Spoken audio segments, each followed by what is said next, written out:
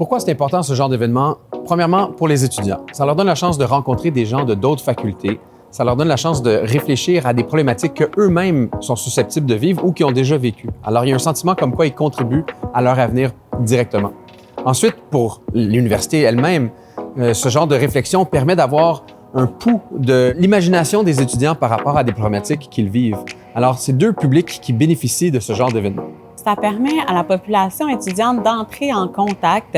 Ça leur permet de sortir de leur zone de confort, de réfléchir autrement. Puis ça les pousse à aller un petit peu plus loin, puis à se tourner vers la personne qui est à côté d'eux, puis que des fois, ils ne voient peut-être pas.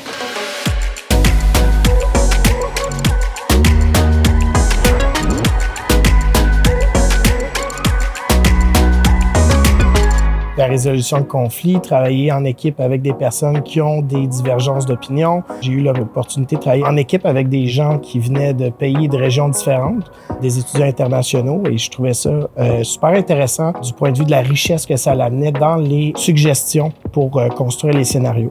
Je pense que la chose que j'ai vraiment appris pendant ces 2 jours, c'est vraiment comment penser, comment arriver à une solution.